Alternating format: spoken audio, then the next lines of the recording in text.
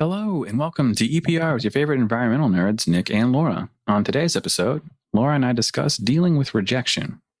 We talk to Tiffany Duong, the founder of Ocean Rebels, about changing careers, scuba diving, and connecting with nature. And finally, there is enough DNA in the average human body to stretch from the sun to Pluto and back 17 times. What? That doesn't even make sense, right? Every time I hear statistics like that, like about how long your intestines stretch and stuff, it's just like, I don't want to see this, but I need to see this. I know. It does seem crazy weird, but it's just folded up so many times. That's you can fold anything up and eventually. So we're all dense. Yeah, we're super dense. Yeah.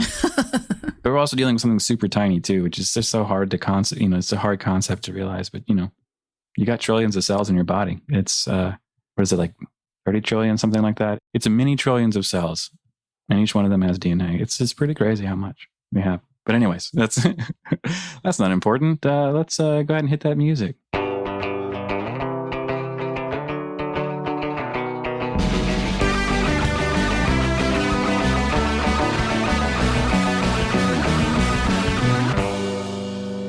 NAEP has a new working group for offshore wind environmental professionals. They provide a platform for environmental professionals who are working at the forefront of new regulatory oversight and scientific expansion in support of the offshore wind industry. So go to naep.org and then click on the link that will take you to the list of working groups. And if you're interested, there should be contact information there. Nic and I love doing this show. If you love it too and would like to help us keep doing it, we need your help. We can't do it without our awesome sponsors. So please head on over to www.environmentalprofessionalsradio.com and check out the sponsor form for details. Now let's get to our segment. So you want to talk rejection. That's what you want to talk about for our segment today. It's Don't you love talking about rejection? Who doesn't? Who doesn't love being rejected? Which is, of course, has never happened to anyone, right? No one has ever been rejected from anything and then gone on to do anything else. I think that's right. Am I wrong about that? No, I think most people get rejected a lot before, the whole overnight success thing also comes with rejections. Wait, so you mean everybody that has ever done anything has been rejected at least once? Is that what you're telling me? Yes. Is that what Toby's telling me? Okay, so everybody gets rejected. Nobody likes that. So how do we manage rejection? How do we cope with it? Because it's going to happen. Yeah, well, there's always the, fail forward, fail fast kind of things. But I really like the way that Tiffany, our guest today, described how she decided to handle the rejections and actually spreadsheet it. Yeah. And then celebrate it. I think I like what she said about using the spreadsheet and stuff. So I always tell career seekers that they should be exploring, evaluate what they explore, and then eliminate what they don't like, what doesn't work, and, treat that as a repeatable process. But I think that it doesn't really, it just hits them on the surface and really take it internally deeply. And I think Tiffany really has, she's like, I'm going to approach my exploration in a scientific fashion and then also use that as a milestone and be able to gauge, well, if I have this many rejections, I'm bound to have some success in there somewhere. Yeah. Yeah. And it's like taking her strengths and applying them to a process she may not otherwise enjoy doing. Right. I just think it's a really, really smart thing to do. We have to connect things the way that makes sense to us. You can't just approach the fear of rejection in a way that's like, well, I'm afraid of rejecting, so I won't do something. Well, you'll never get where you want to be if you do that. And so you have to kind of use your scientific mind, use your creative mind to think about ways to own rejection. And Tiffany gave a great example of, putting out, having a party when you reach a certain number of rejections, just kind of making it funny and turning it on its head. And you can do that with any number of things. So it's just never something that it seems scary. It seems daunting, but we all have done it. We've all survived, which is what I always try to remind people. It's like, the worst day of your life ends. Okay. It's not always the worst day of your life. It can't be. It's literally impossible. So remember that. Sometimes it's hard to do, especially in the moment, to think, okay, how do I get out of this? But you have to kind of take things one step at a time and not try not to worry too much about everything. Yeah. And I think too, just rolling it back to rejection. You know, we invite people to the podcast all the time. And sometimes they don't answer us. Sometimes they're just like, no. Yeah. And then I think, the hardest part about getting a rejection is it immediately, what's wrong with me? It turns it to internal reflection. And then that's what's feeding the whole imposter syndrome thing and all of that. Like, they don't be in my podcast. Why isn't my podcast good enough? And then if you, oh my gosh, heaven forbid you see them on someone else's podcast, you're like, what? That sounds a lot like dating too, by the way. I don't know. Oh, I think it's all the same. Applying for jobs, dating, rejection is rejection, and it hits the same chords when you get it, Yeah, it really does. And but like I say, just trying to remember that you've been through this before and made it. Everyone else has also been through this before and made it. It's everybody. The most famous people in the world have been rejected. They've lost, actors have lost movie roles that would have been great for them. All kinds of stuff happens like that. So you're not alone. Yeah. I mean, and it's inspiring. I think we've talked about this before, reading Lucille Ball's biography and just how you keep getting up, and that's respectable. Yeah. And it doesn't mean it's easy or that it's fun. No one likes rejection like we talked about, but it's a part of life.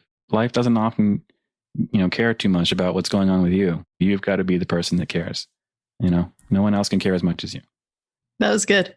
I was like, you don't know my life. Yeah, well. Yeah, and chords. Yeah, right. And it gets worse as you get older. That fear. Yeah, man. When you're younger, it's like you can shrug it off much better than when you get older. Which I thought it would be the opposite way. Well, right? It's funny you say that. Like for me, it has been the opposite. When I was younger, I was terrified of rejection, and so for the longest time, I did nothing. Absolutely nothing, because that scared me. I didn't challenge myself in, applying for colleges. I didn't challenge myself in college. I just was like, I'll do what I want. I'll just breeze through. But that mentality has totally changed from when I was younger. So I'm hoping that sticks with me through my 50s, 60s, 80s.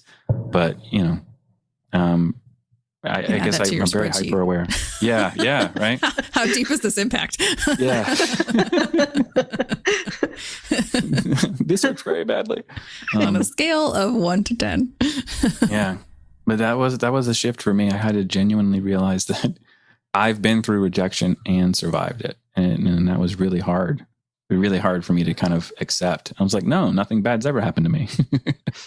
And it's like I just didn't want to think about it. But sometimes it's healthier to just reflect and then move on. Don't dwell, reflect, move forward.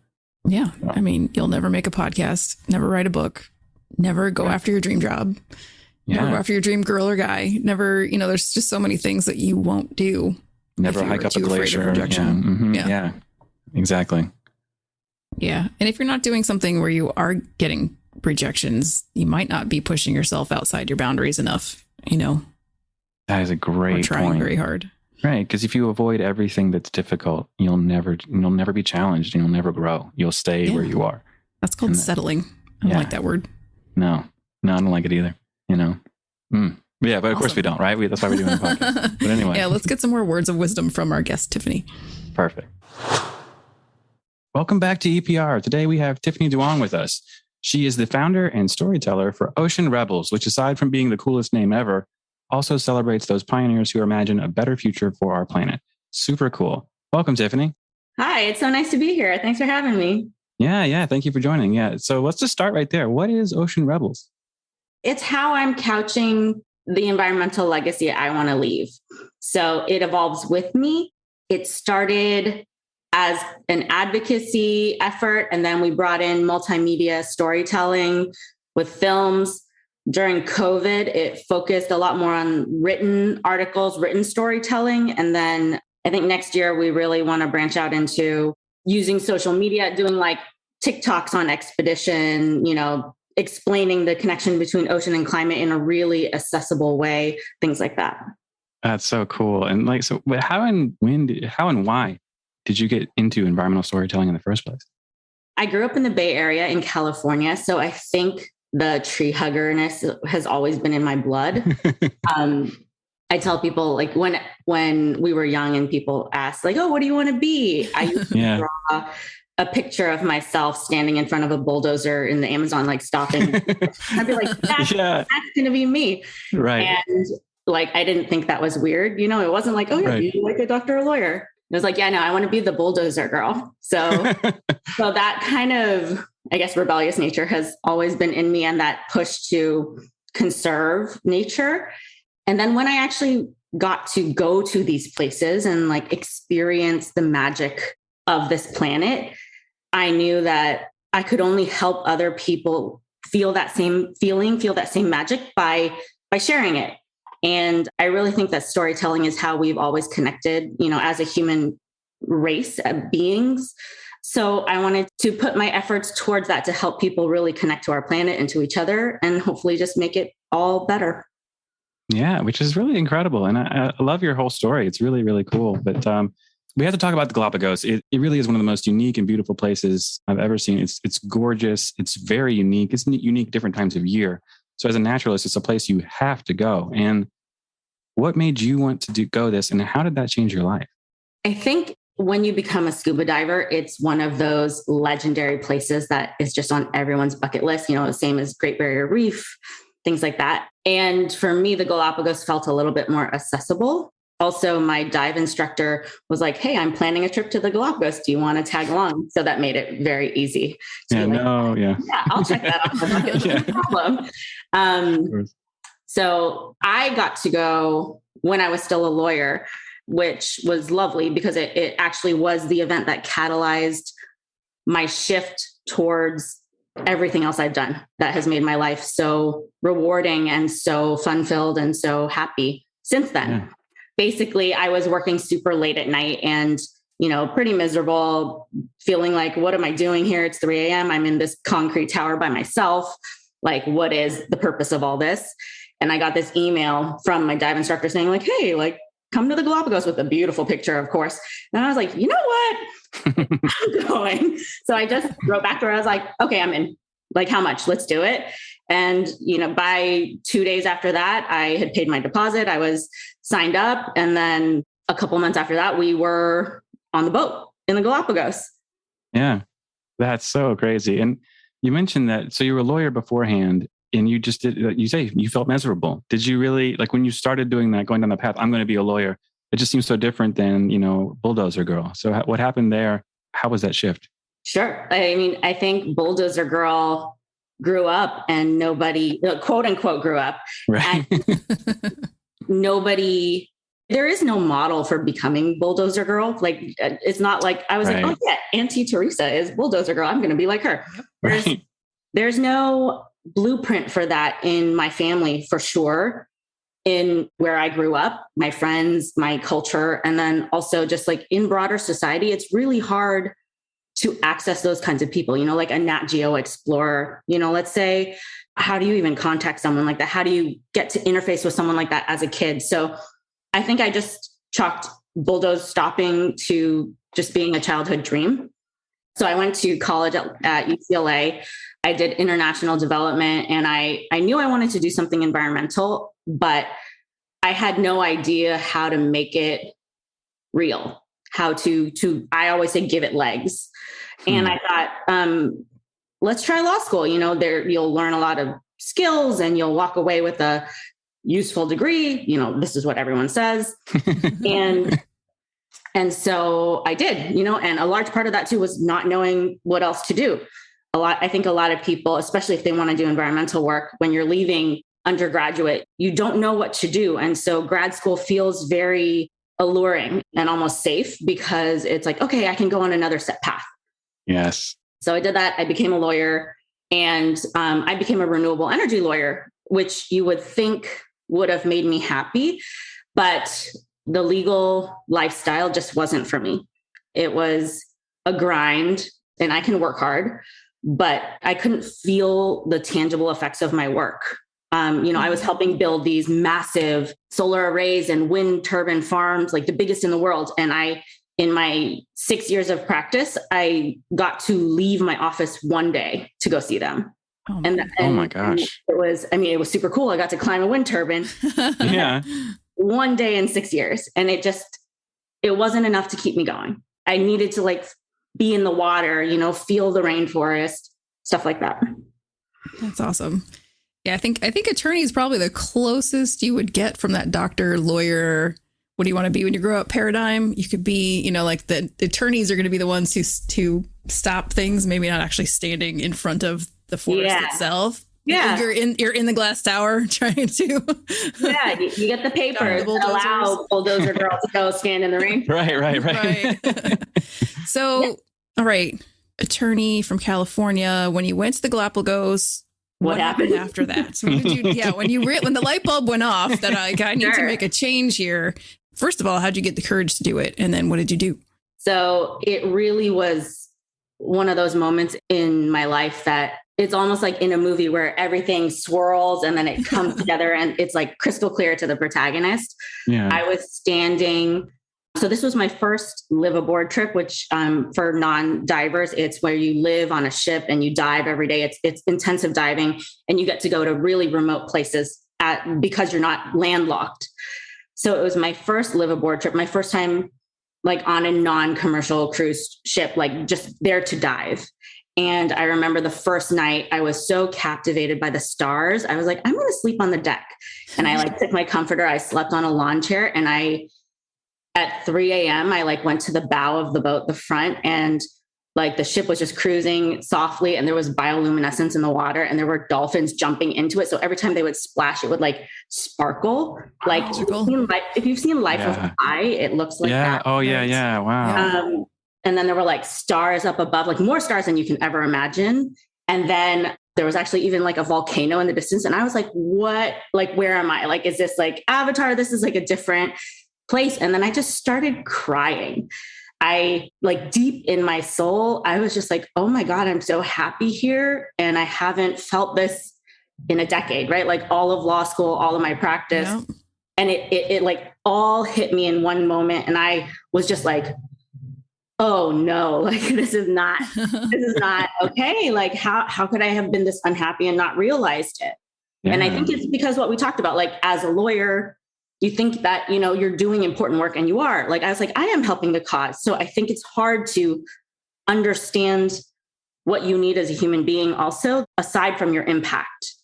And then the moment that really helped me get the courage to leave happened on a dive on that trip. So the whole trip started off with this huge, mind-bursting revelation where I was okay, things are not okay. Everything's in chaos.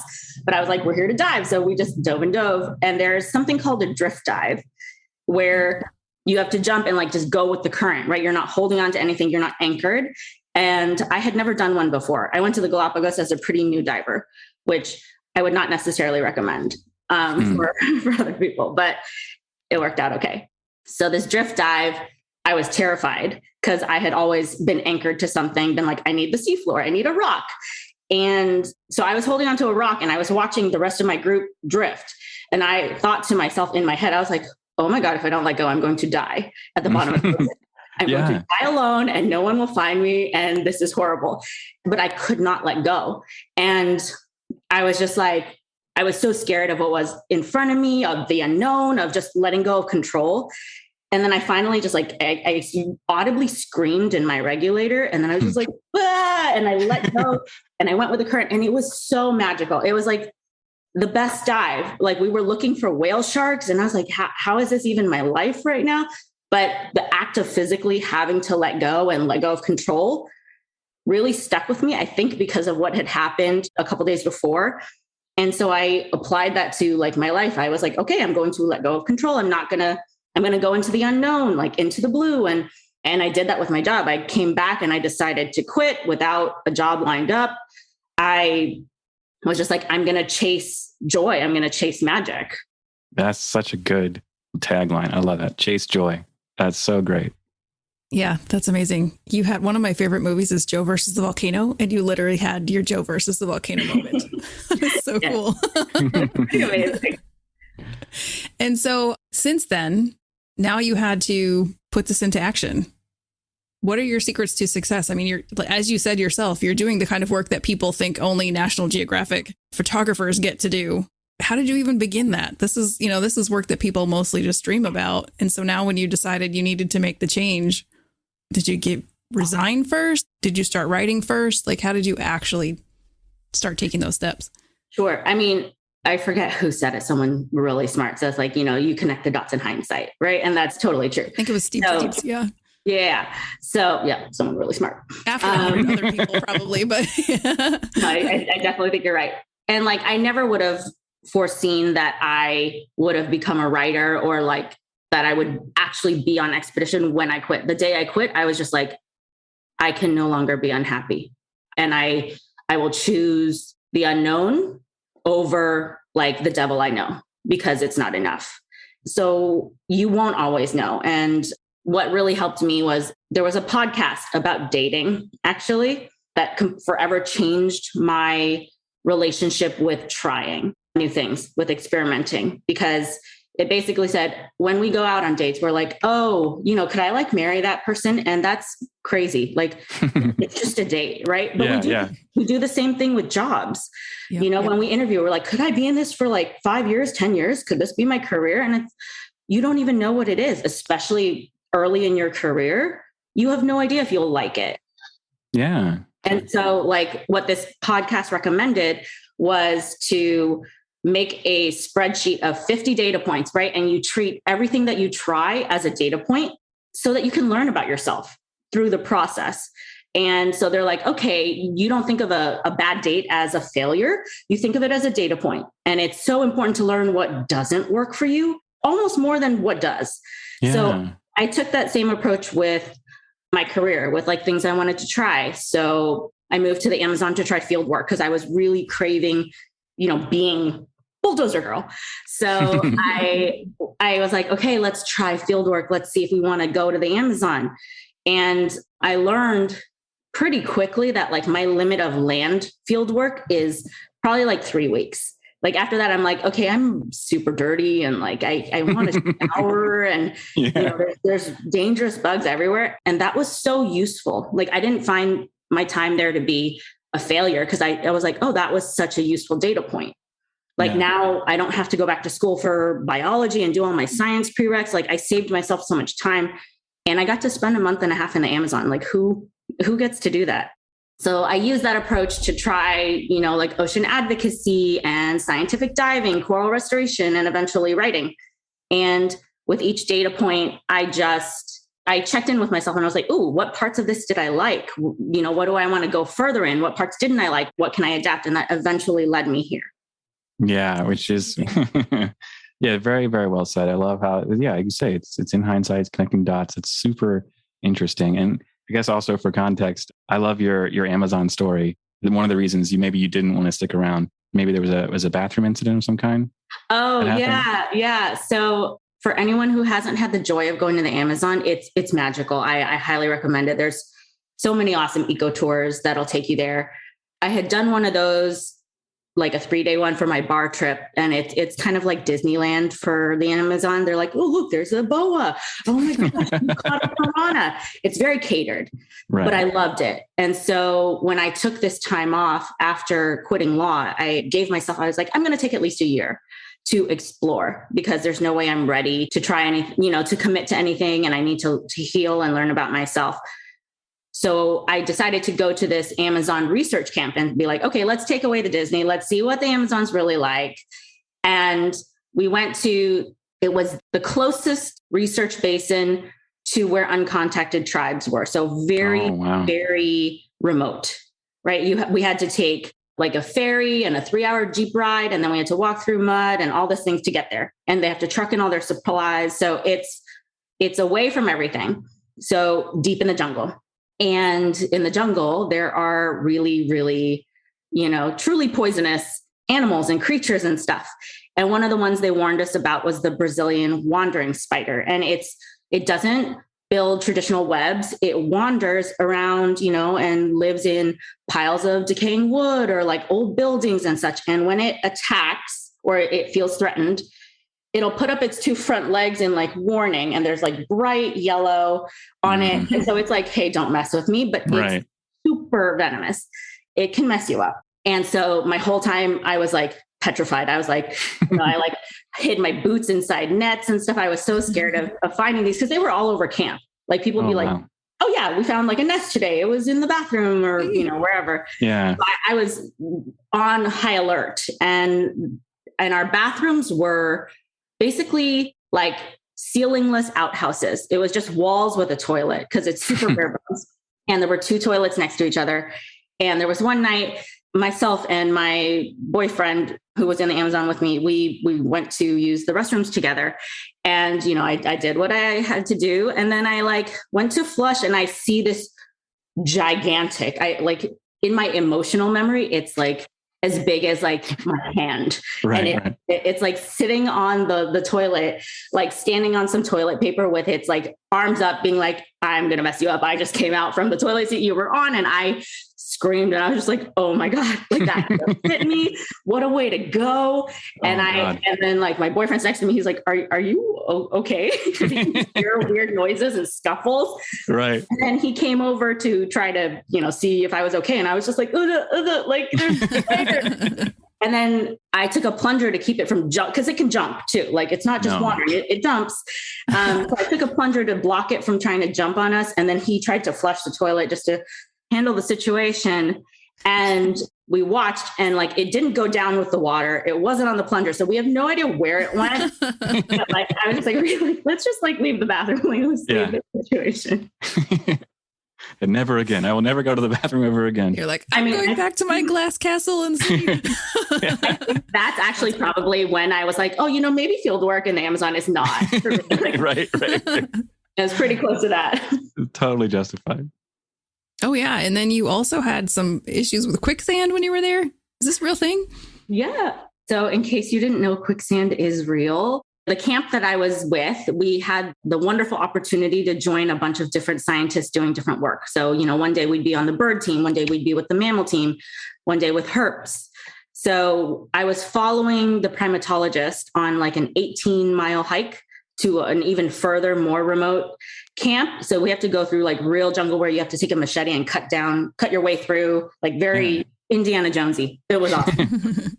And I remember we had to walk across this little like narrow, like fallen tree branch. And I was just like, why are we like trying to balance on this? Like, this is silly. And so I like stepped off, and then I was like, wait, something's weird.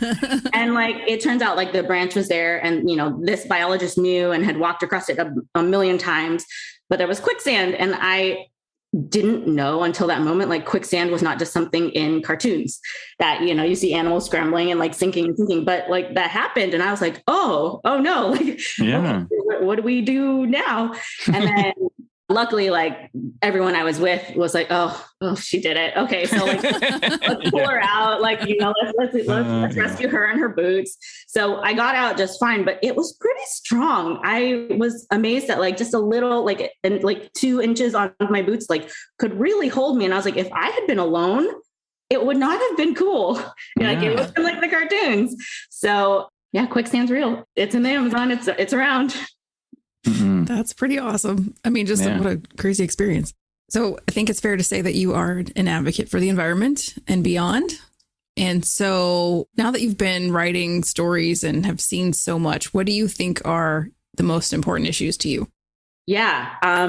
So first and foremost, it's climate, unfortunately. And I think I say unfortunate because it's become such a scientific, non-scientific debate, like a political fight, and it really shouldn't be. And if we don't save the climate, unfortunately, nothing else matters. Yeah. Like the oceans, which are my current love, which I am obsessed with, will not survive as we know it, a warming climate. They'll shift to something that is inhabitable for most of the stuff we love. And same goes for the rainforest. Like the Amazon, big parts of it are already a carbon source instead of a sink because of what we've done, because we've cut it down and turned it into soy pastures and like, cow fields and stuff. So I think the climate is by far the most important. After we start tackling the climate, ocean acidification and warming, overfishing, deforestation, biodiversity loss, everything's all together. And I like to always remind people it's all couched in like our consumerist entitlist mindset. If we could shift what we do, how we treat the planet as ours, maybe we can start making real changes.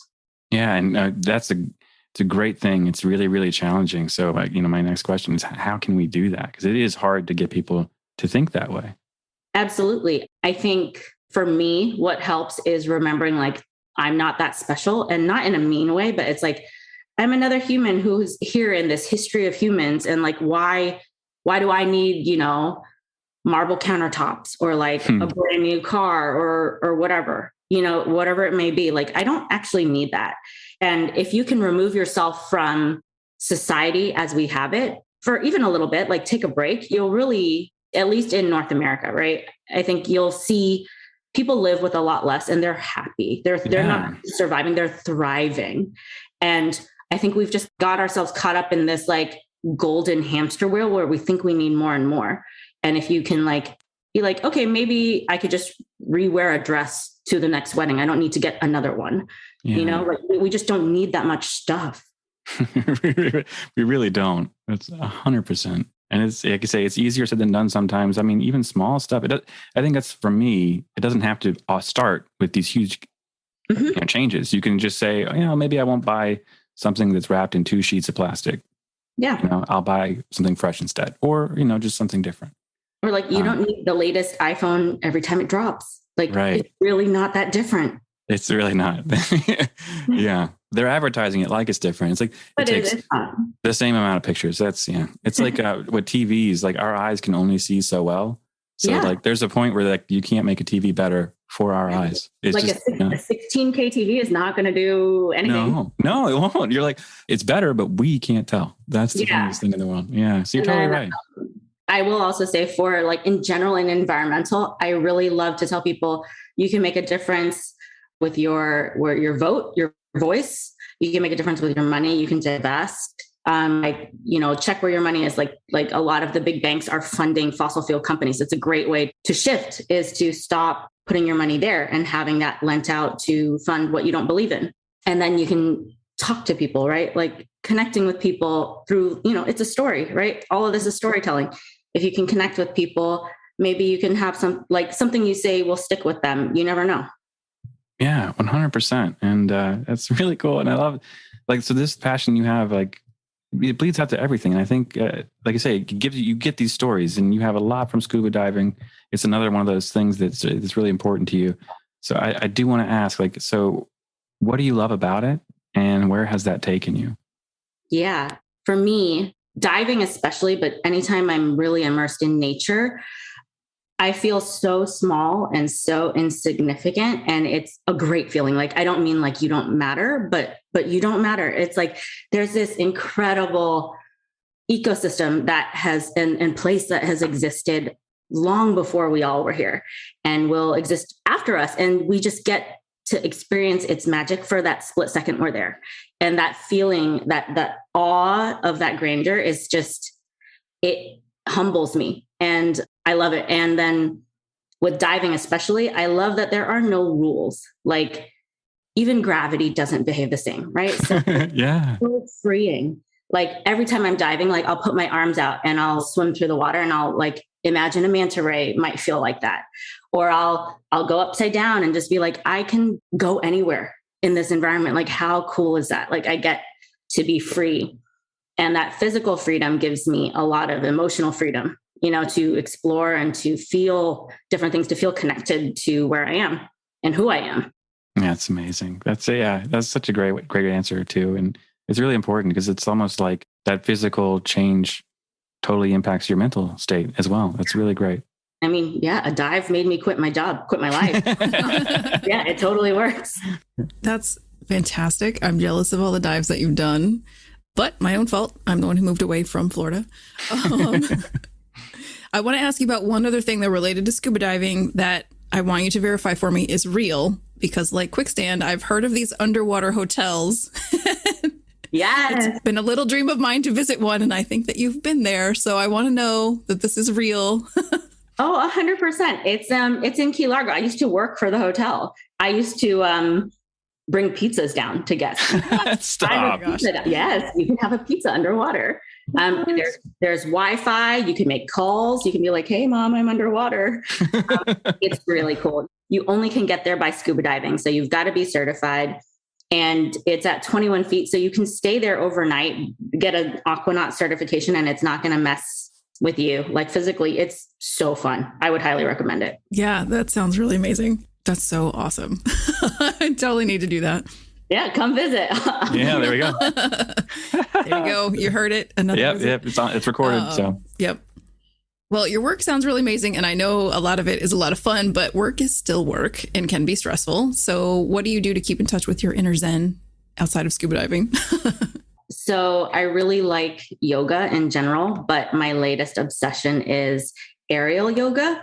And lest you think that it is that really beautiful, graceful, Cirque du Soleil kind of aerial yoga with the silks.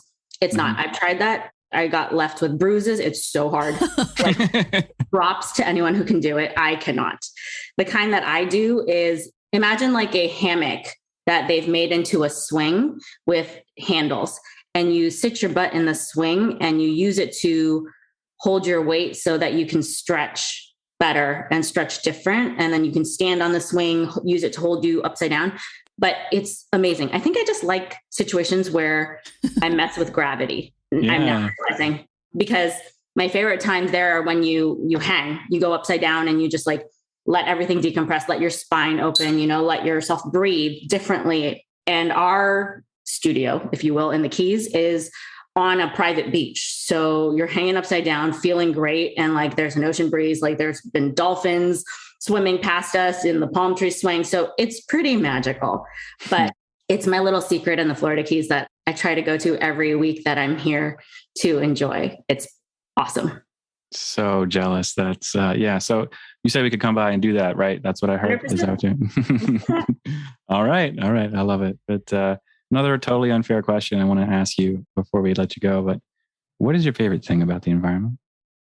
My favorite thing about the environment is the magic. It's just, I think it has a way of affecting each of us differently and deeply if we let it. Like my experience won't be yours or anyone listening's, but if you wander into nature, whatever that means to you, and let yourself really be there, it will move you.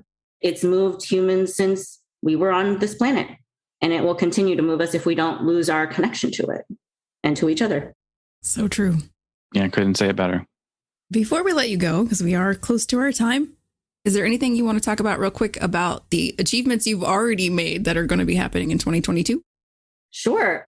I'm trying to shift away from more written remote work to expedition participation and support. So I'm going to be going to Panama to support a really awesome sea turtle biologist who's looking for new nesting grounds and to protect a bunch of endangered sea turtles there. I had an expedition to Norway to snorkel with orcas and whales to do research on everything from identification of, how many whales are there, which individual whales are there, because you can identify them by their fluke and patterns and such. That was supposed to be the end of this year, but it got pushed to next year because of COVID. So I get an extra year to practice all my dry suit swimming because it will be very cold. Very cold, yeah. And then I'm going to go to Tanzania, as long as it works out with COVID again, to help train women in sustainable business and microfinancing so that they can gain independence in their lives, but in a way that is